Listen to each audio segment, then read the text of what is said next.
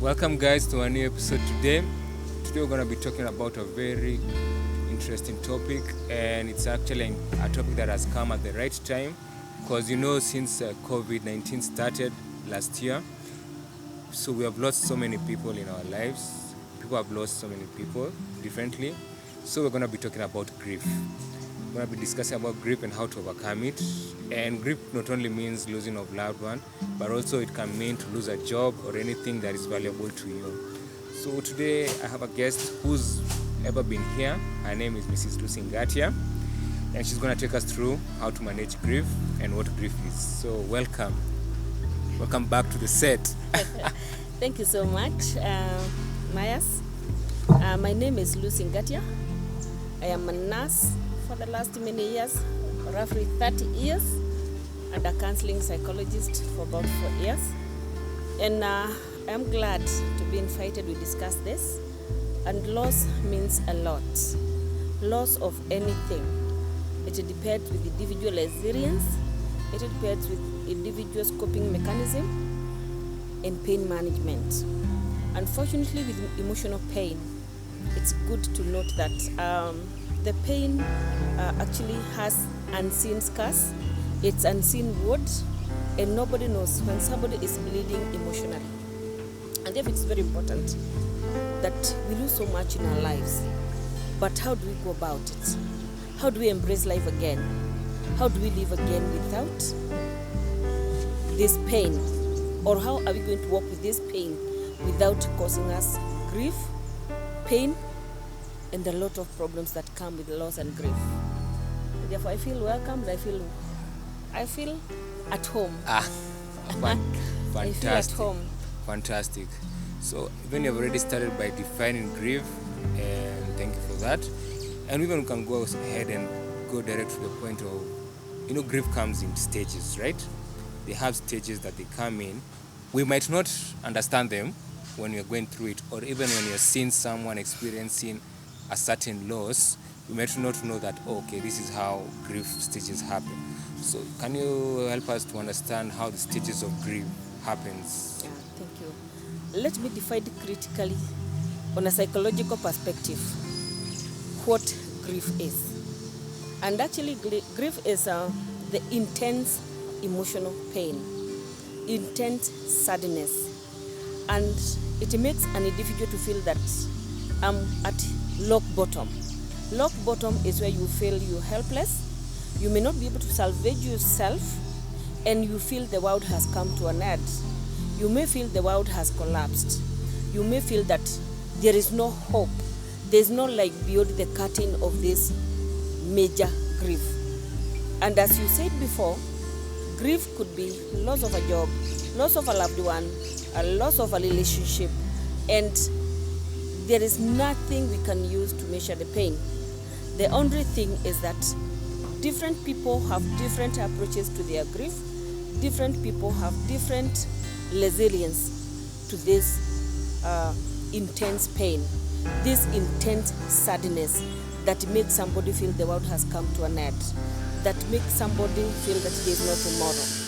And now as somebody understands this grief, what are the stages that come with grief or loss and grief? We don't just live with grief.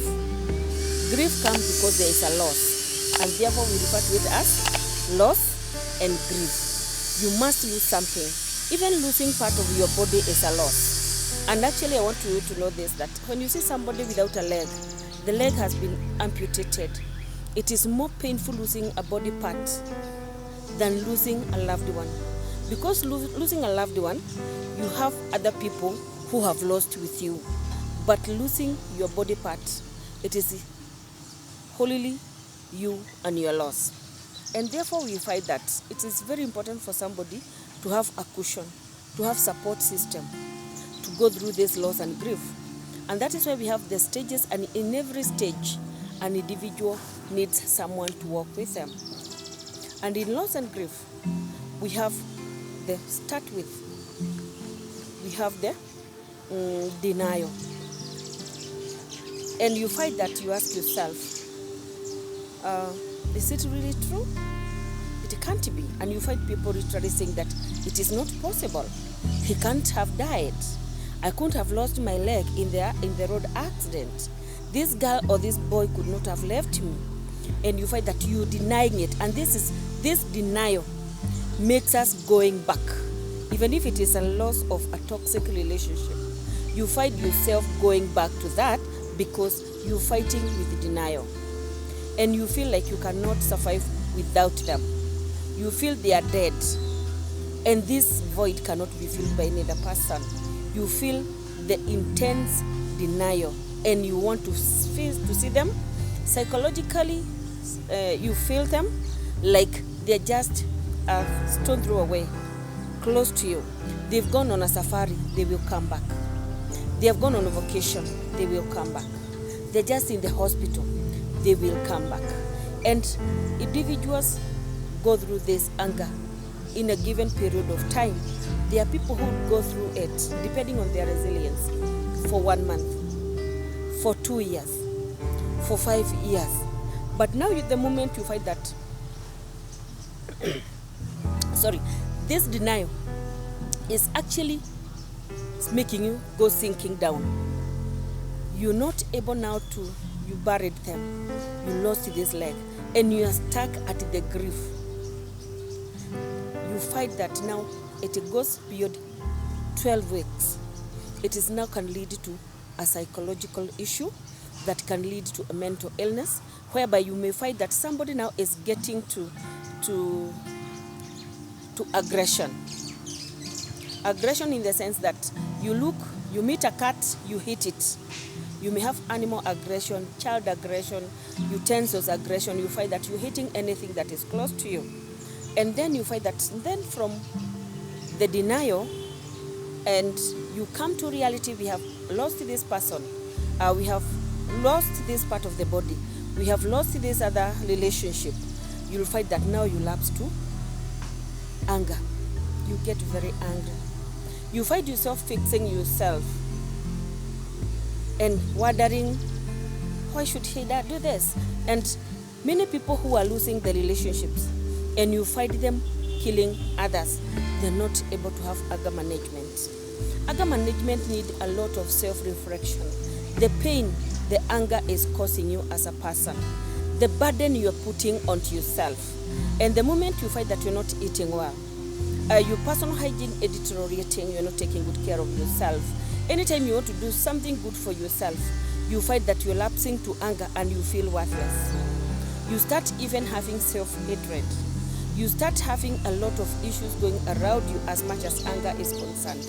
And there's nothing as bad as anger, because when you are angry, your behavior is irrational without considering the consequences. Anytime you are angry with the consequences, is what I'm feeling beneficial? Is what I'm going through what? Is what I'm just about to do because I'm angry what? When you kill somebody because they left you, are you thinking maybe of a child you have somewhere? Are you thinking of your parents? Are you thinking about the life in prison without your independence? Are you aware and thinking that if I went through this anger, do you know you can call something we call sublimation?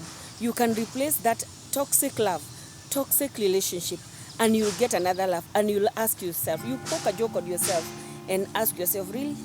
And what was I feeling angry about in that trash when I have a better love somewhere here?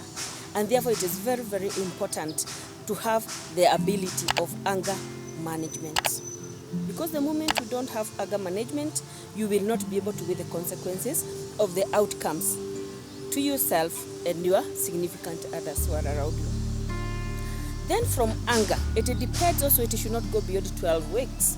And the moment now anger goes beyond 12 weeks, during these 12 weeks, if you're not managing this anger, you are likely to find yourself plotting evil. Anger goes with evil minds. It goes with evil planning. It goes with evil execution. And that is why you find that we are doing a lot of harm, that we kill another person, not knowing that we shall rot in prison for the rest of our lives. If we had children outside there, our children will be labeled that their dad is a murderer. They may not have a good relationship. They will be labeled. They'll be reminded as they grow up. And a lot of information that is going to be impacted into their thoughts.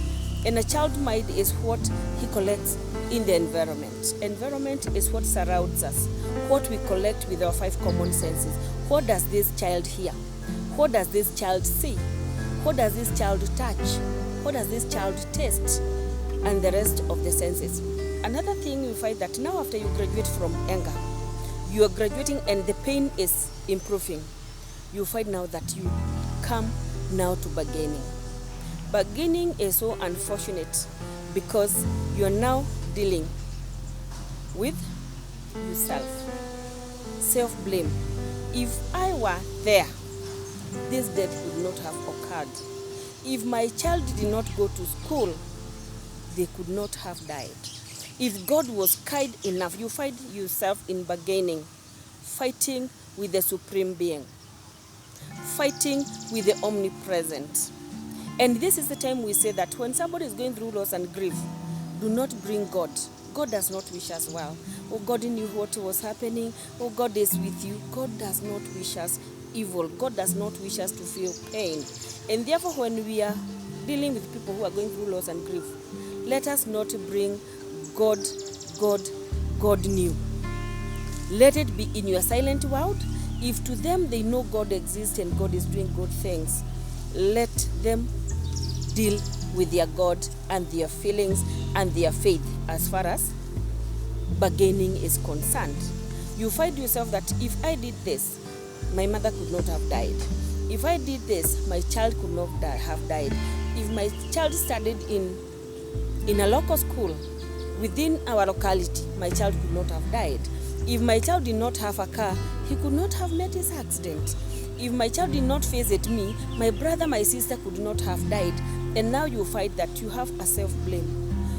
You burden yourself as the cause of death. And this one is so bad when it happens now to the children. When the children lose their parents, either through divorce, either through separation, or through any other emotional pain. The parents have separated, one parent has died.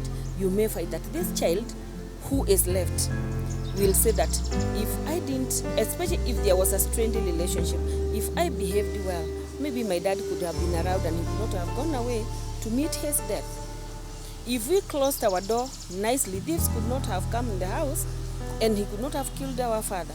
If my father did not come to bring for me school fees, you find that there is a lot of bargaining. There is a lot of juggling with if.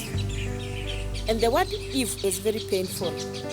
It is 2-letter word, but it is a word that is very, very powerful because it is a word that brings retrogressive mind. It brings retrogressive problem-solving techniques. It brings retrogressive cognitive behavior, or what do I call cognitive? What we think about the cause of this pain, about the cause of this loss that is causing us intense grief. Even the word, I wish I knew. Yes. Even that one also. It's a very powerful word that when you say, I remember even back in primary school or high school, our teachers used to tell us, work hard so that you don't say the word, I wish I knew. Yes. So it's also another word that, yes. Yeah, kindly. And they say that if wishes were horses, beggars would ride. And therefore, let us not keep wishing if. Let us work with possibilities, because the word if is accompanied with impossibilities. It is accompanied with internal emotional battles. And there is nothing as bad as internal emotional battles, because now the demons, the internal demons, each one of us, we have inner demons that cause us a lot of issues. And those now, when we are bargaining much, the demons are coming into service. And because of if, we may find ourselves withdrawing from support. We may find ourselves locking other people out. We may find ourselves blaming others. We may find ourselves blaming the world. And therefore, it is very, very important to understand it is okay to bargain, but let the bargain still not go beyond 12 weeks. By the time you're hitting 8th week, you're supposed to have understood and known what steps should I involve to get a support system. And therefore, it is very, very important to maintain healthy relationships without breaking them. It is very, very important to show everybody that they are important in your life. They do not have to be here every day. They do not have to be around you in and out of every hour, because you also need your social space. But it is important to embrace social space and social support systems. Very, very important. And then when we stop now getting to bargaining, you find now somebody has now stopped bargaining, has said, okay, it happened, they have died, okay. It's okay, God, you found it is worth doing this to us. It's okay. It's okay. We have now graduated from if, and we have come to the word okay. But now okay comes with depression. And in depression, you may find that very rarely will we understand somebody is going to depression. And therefore, it is understood to understand that when somebody is in depression, they are losing connection with the reality. There is a disconnect with the environment, with the people who surround us. And a depression can come with aggression. A depression can come with withdrawal. A depression can come if, suppose, I knew Myles as somebody who could maintain a healthy personal hygiene, and suddenly we lost our loved ones. You stopped wearing your nice shirt. She stopped wearing her nice dress. You stopped taking a bath in the morning. And you find yourself that it is getting to 1, you have not taken a bath. It is 1, you're not feeling hungry. It is midnight, you're not catching sleep.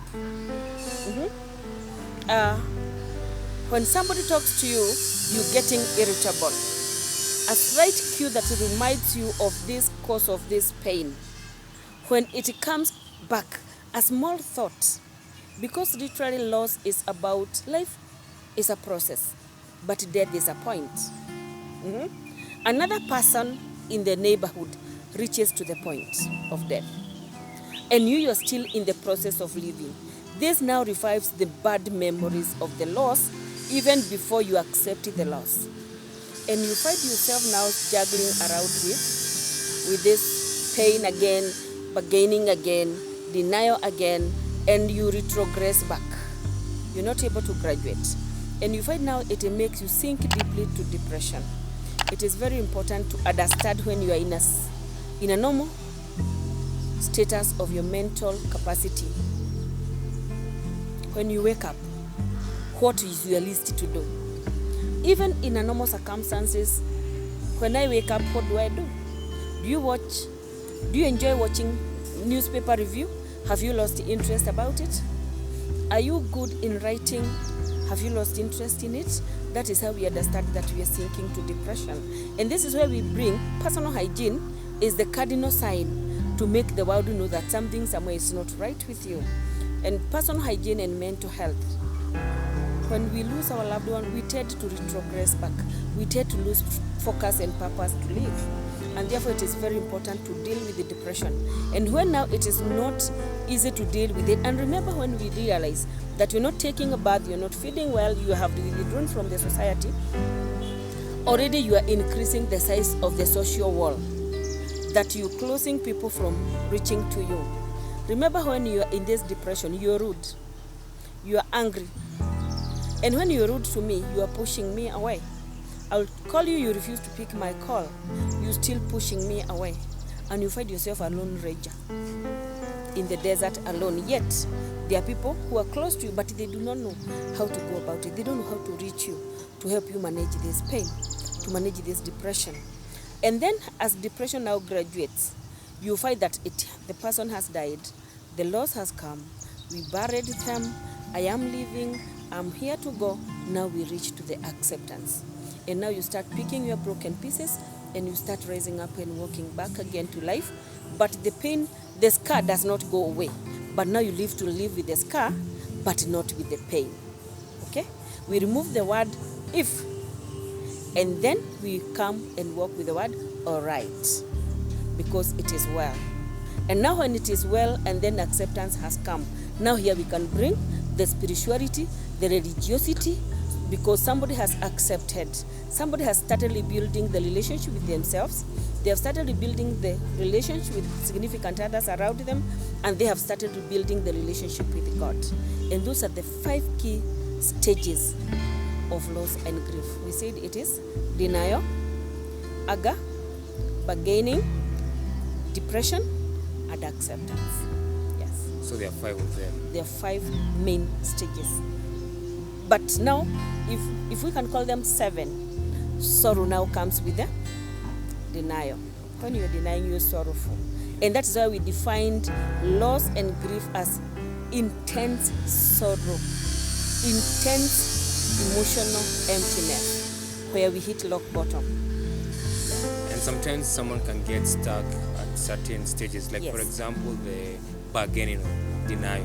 Yes. Someone can really stuck there. And I think that's the one that causes like someone to be depressed and to have like stagnation rather.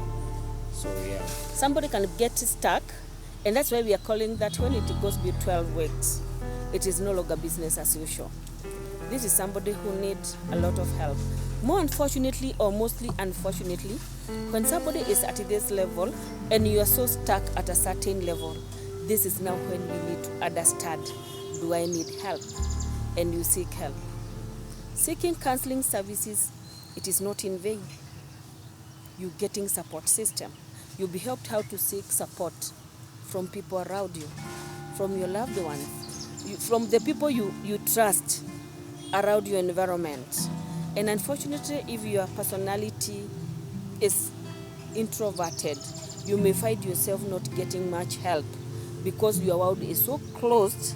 Your window of how people know you, it is so squeezed, and the window of how you know yourself, it is so wide, and you only know yourself, and therefore you are fighting with your own demons, and therefore coming out of it becomes a challenge. And that is when you find that even if you don't have people who you associate with around your environment, do you have church members who can be there for you? Are you involving yourself in extracurricular activities beyond your routine that can help you to come to salvage yourself from the bottomless pit or the rock bottom? All right. Still on that point about the stages whereby we have talked about when someone is stuck, like that's when someone can seek help. That's when they'll know.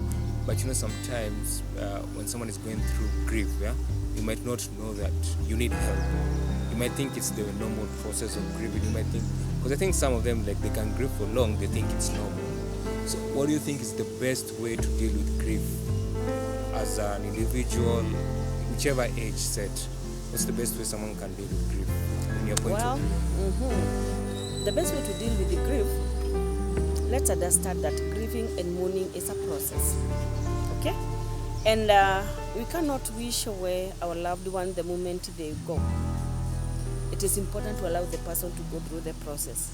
The fact that these people are remembering their loved one does not mean they are not talking about it, does not mean they have forgotten about them. No. Okay? And let us give people an ample time to mourn their loved one. Let the process take its course, as long as it's not interfering with the day-to-day activities of this person. Is this person taking a bath? Is this person feeding themselves? Is this person dressing themselves well? Is this person able to relate with people who were in their circles before then? Are these people not, if they have stopped blaming themselves, they are mourning in a healthy way? The fact that we are not talking about our parents, 30 years down the line they died, 20 years, 5 years, we are not talking about them. It does not mean that we are not remembering. And this is what we are calling a scar.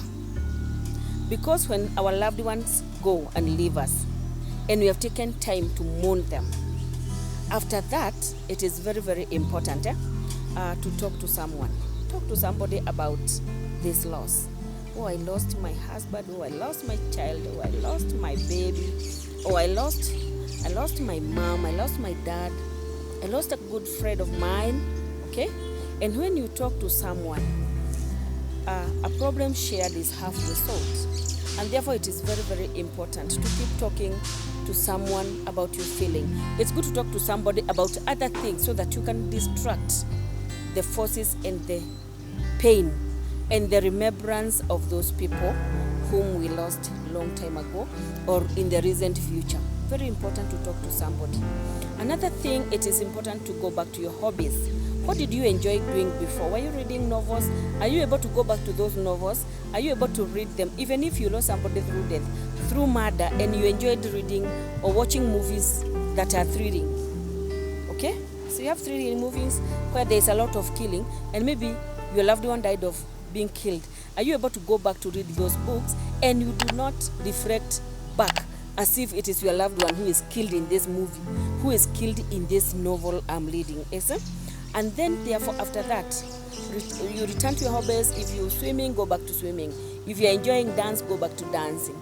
If you're in the church, go back to the church and do the church activities as you used to do them before.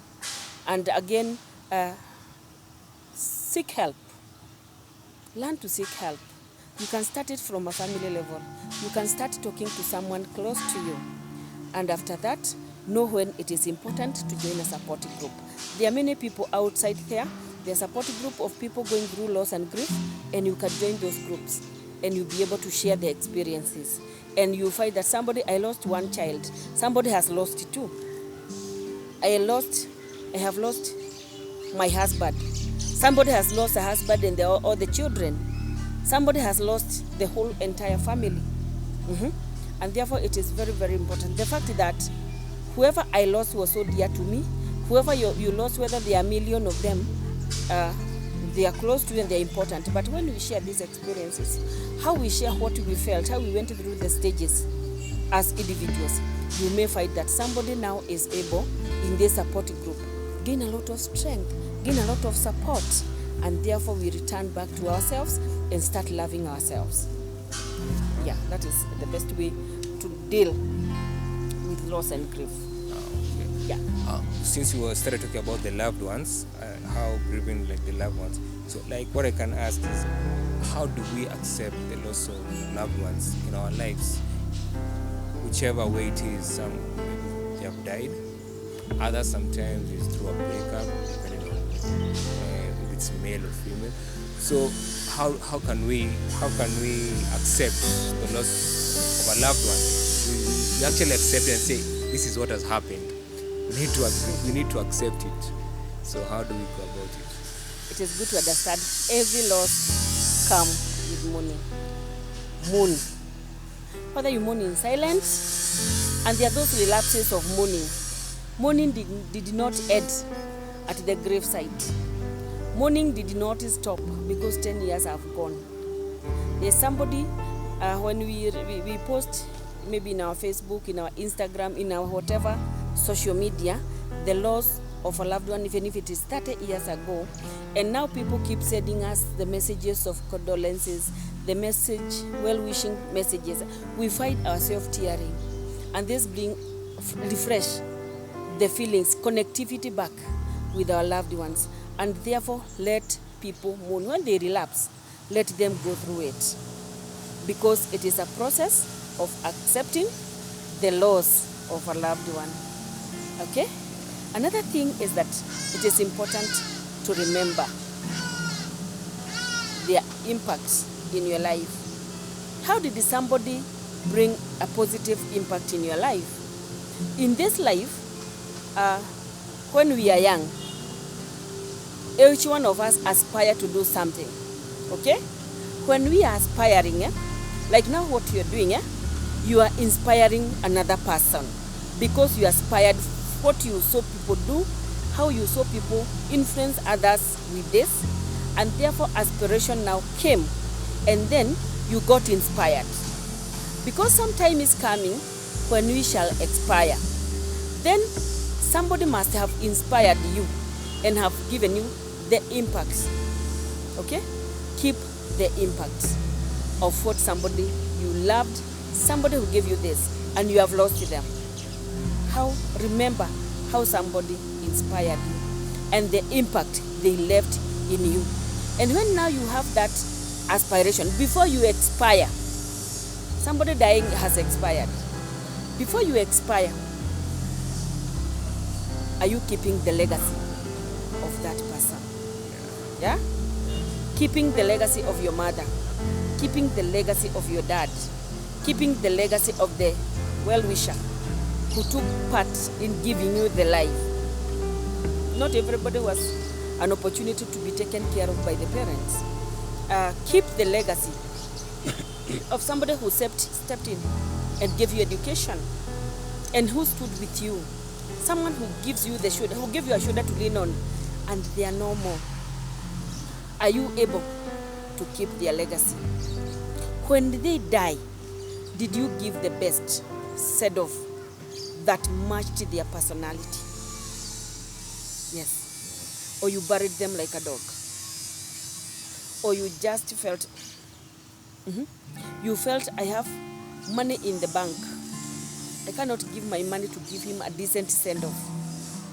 You find people giving somebody a decent send-off, and you're talking trash that they're wasting money. Ni mazishi gani? Which burial that can be given a budget of 800,000, 400,000? It is because they are giving them a burial that match their personality, to be able to give them and accept, I did my best when I lost my loved one. I did the best. I gave my all. And that one gives you a lot of peace. And then when you give them a lot of peace, talk to them, even in spirit. Okay? Like if you're here, what we planned, we could have done. But because I have to keep the legacy, what we planned, I'll make sure I have done it for you. Yes. Very, very important to keep the legacy. And if these feelings, sometimes along the way you feel it is overweighing you, still at this stage of acceptance, it is important to know whether you need help or not. And especially when you feel that you didn't give the best when you're sending them away, when you're giving them a send-off.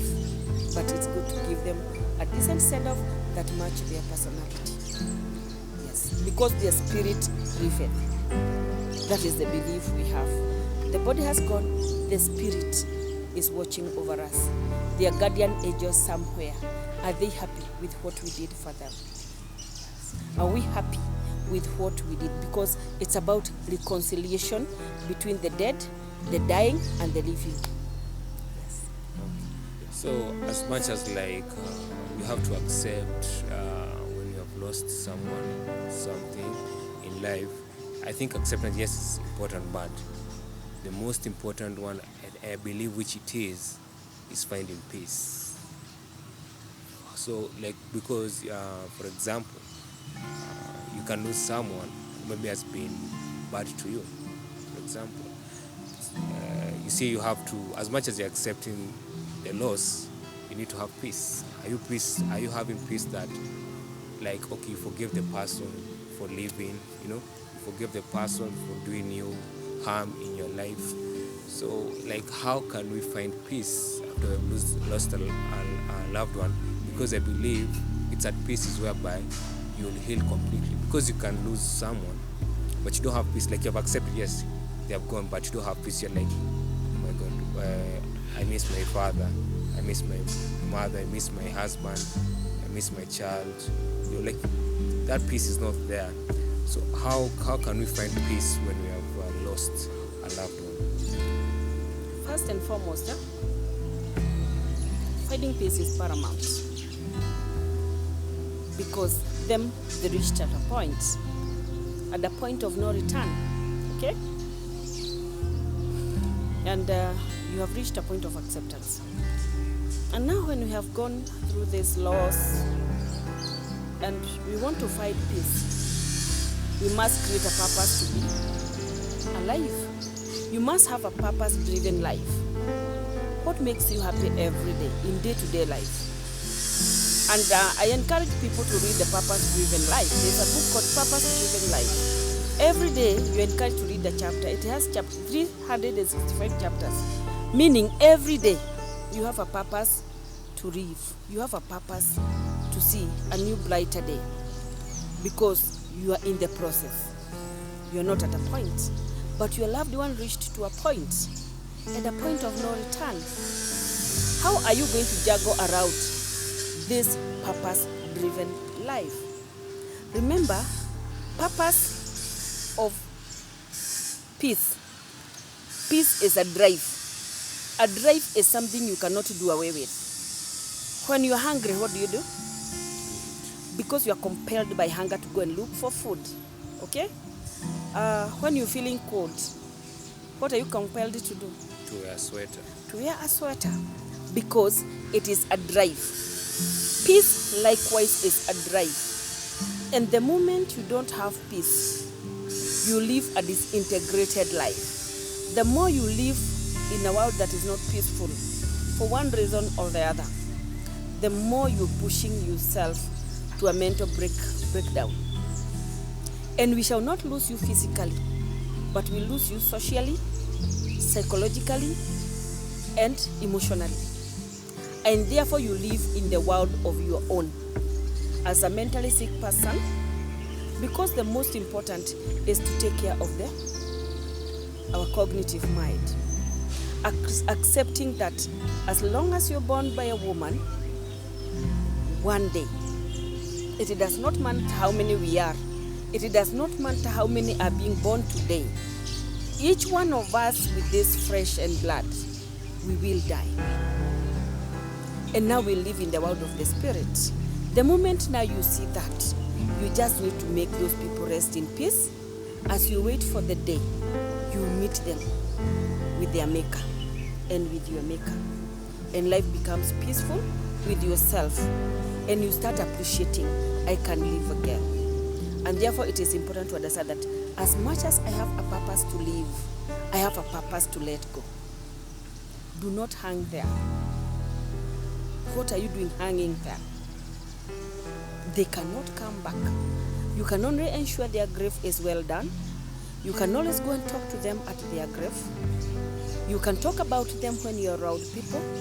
You can always remember the good things you shared and cherish the good memories you shared with this person. Allow the stages of grief to come back. Revisit them one by one, how you managed them, how you went through them, where you stuck, how you salvaged yourself from that being stuck, and you embraced life back again. And another thing, get support system.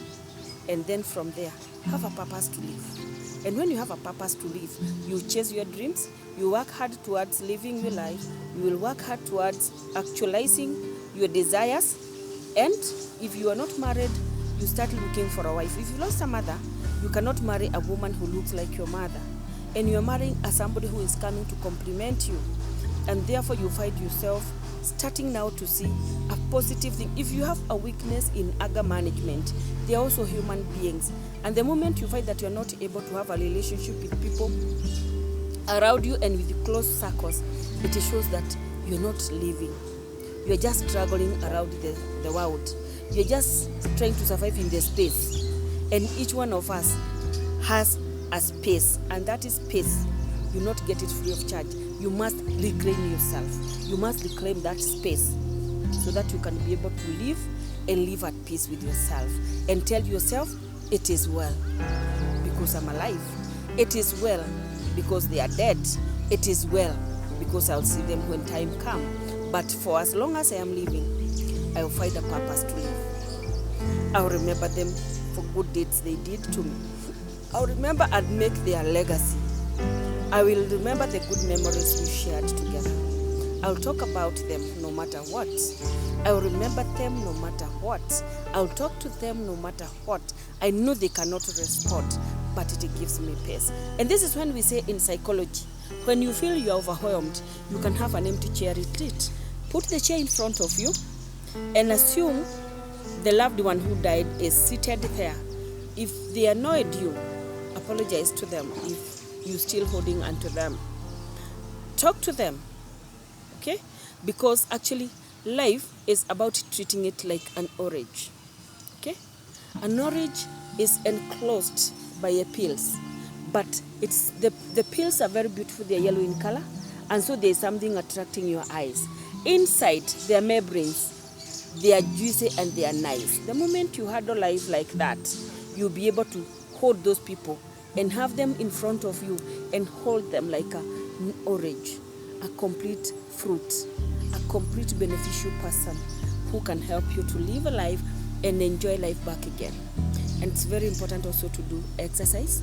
And when we came to this world, the first thing that reminded us at birth, when the baby is born, the first thing they take in is breathing in.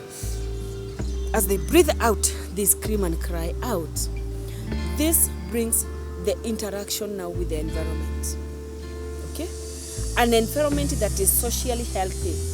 The child is received by the midwife. The child is received by the mother. The child is received by whoever was intermediate. And this gives that socialization process. And therefore we encourage each one of us, no matter what, to have about 5 people. But don't just get so stuck with them that they are your best friends. Don't be so stuck with them that this is my best family member. Don't be so stuck with anybody. Let a situation present itself. It will define how close that family member is. It will define how close that friend you're calling a close friend is. Let situations define those people who matter to us, not what we verbalize. Because I might say that Myles is my close friend, and yet you are stabbing me at my back. But when I'm at my lowest, you are able to lift me up, to pick me from the bottomless pit or rock bottom, bring me somewhere in the middle, and then you call another person who help you to bring me to the ground and show me how to survive in that environment. That is how a baby comes in the world, get socialized, and then know how to survive with the people. And that is where you find that if I came with a little baby and you had a little baby, within 3 minutes, they have developed a friendship because of the power of socialization. That tells you what? That you need support system from the social circles that you have. Yeah. All right, thank you so much. You have explained it so well. I've learned also myself, I've learned so much. Yeah? Thank you for coming, and it was a very nice session. And yeah, and I hope everyone during this pandemic period, they can find peace, they can find acceptance, and find themselves. Because it's a battle. Everyone has their own different battle. We can't say it's too little or too big. So I just hope this video will help our viewers, all of them. So thank you so much for coming. I really appreciate it, and I also know my viewers have appreciated it. To our viewers out there, this is one thing that you should understand, and in terms of grief, like, it happens to all of us, and that you only need, as she said, support system is really important. You really need a support system. No man is an island. Ensure that you have someone you can talk to, someone who won't dismiss you when you have going through the grief process. And it is important that you take time to heal. Time heals everything. It doesn't matter if it's 3 months, 6 months, 6 years. Let time take its course, and you'll heal, and you'll be okay. So thank you so much to our viewers. As always, you just remember to like, subscribe, and share to someone that will benefit from this video and will learn something, so that we can all move together in this time of pandemic. Thank you so much for joining us. See you next time. That was a very nice session.